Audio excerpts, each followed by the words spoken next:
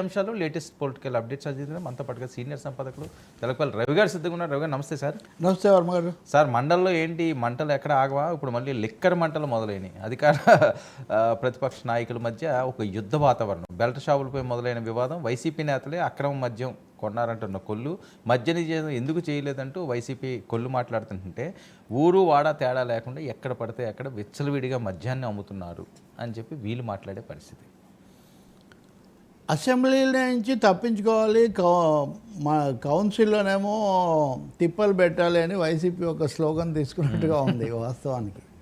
ఇక్కడేమో మాటలు లేవు, అక్కడేమో మంటలు అన్న పద్ధతిలో మొత్తానికి కౌన్సిల్ అనేది చాలా వేడివేడిగా జరుగుతుంది. ఇది గతంలో ఎన్టీఆర్ మొదటిసారి ముఖ్యమంత్రి అయినప్పుడు కూడా 83లో అలాగే జరుగుతూ ఉండేది.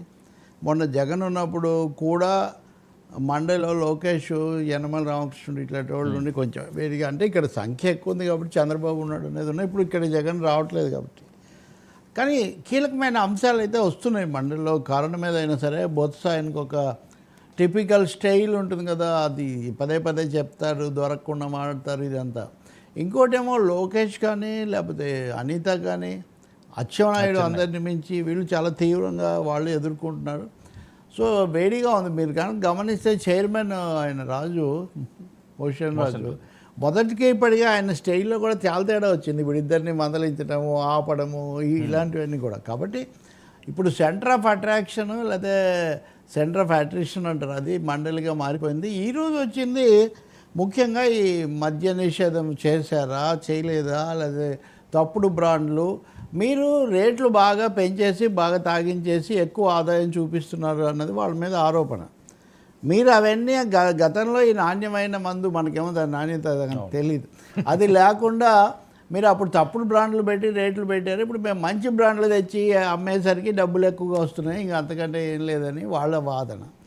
ఇంకోటేమో మాట తప్పారు అని ఆరోపిస్తే అసలు మీరే మాట తప్పారు, దశల వారీగా మద్య నిషేధం అన్నారు కానీ దాన్ని ఏమో పెంచి మీరు తీసుకున్నారనే విధంగా మొత్తానికి లిక్కర్ అనేది మంచి కిక్ ఇచ్చింది ఈరోజు శాసన మండలికి అని చెప్పాల్సి ఉంటుంది. అది బాగా తారాస్థాయికి కూడా పోయింది. ఇంకా అలాగే ఉద్యోగులు వాళ్ళకి ఇవ్వాల్సినవి ఇవ్వటము దశల వారీగా అది పెరిగిపోయినటువంటి పరిస్థితి. ఇంకోటేమో జగన్ దగ్గర నుంచి అందరూ పదే పదే చెప్తున్నారంటే అప్పులు ఇన్ని లక్షల కోట్లు ఉన్నాయన్నారు, అని లేవు, మళ్ళీ మీరేమో అప్పులు చేస్తున్నారు. ఇవన్నీ దాదాపు రికరింగ్ థీమ్స్ లాగా ఉన్నాయి. వీటన్నిటి మీద ఆయన గట్టిగా మాట్లాడి చివరికి వాకౌట్ కూడా చేస్తున్నాడు. వాకౌట్ చేసి బయటకు వచ్చి మాట్లాడుతున్నాడు ఆయన గట్టిగా. ఇవన్నీ మీకు సంబంధించినవంటే కాదు, మీకు సంబంధించినవంటే ఒకటైతే నిజం వర్మ, మద్యం మీద చాలా ఫిర్యాదులు వస్తున్నాయి.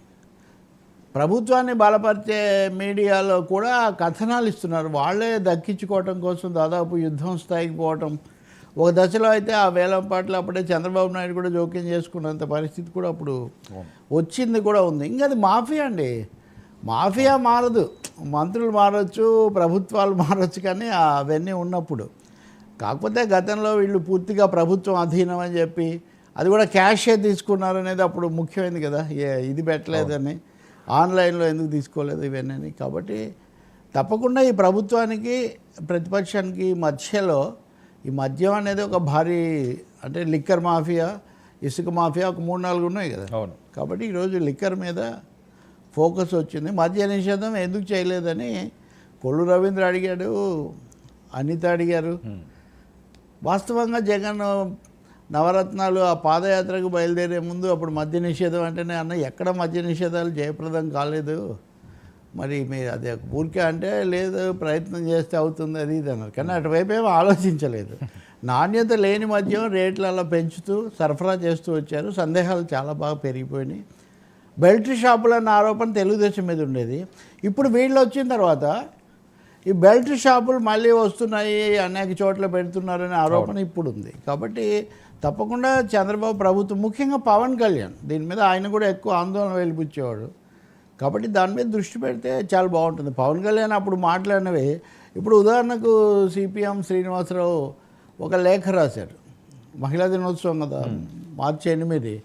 మీరు అప్పుడు చెప్పారు కదా ఈ మహిళల అదృశ్యము దీని మీద కానీ అత్యాచారాల మీద కానీ ఇవన్నీ మీరు చాలా ఎక్కువ మాట్లాడారు.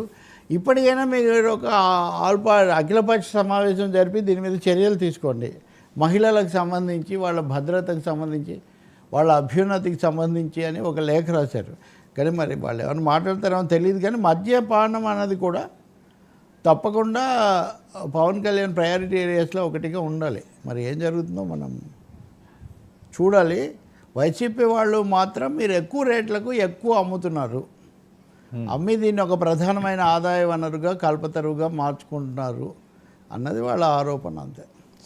సరే ఏంటి 1 క్లాస్ 1 టీచర్ మండలంలో లోకేష్, గత ప్రభుత్వం టీచర్లు విస్మరించింది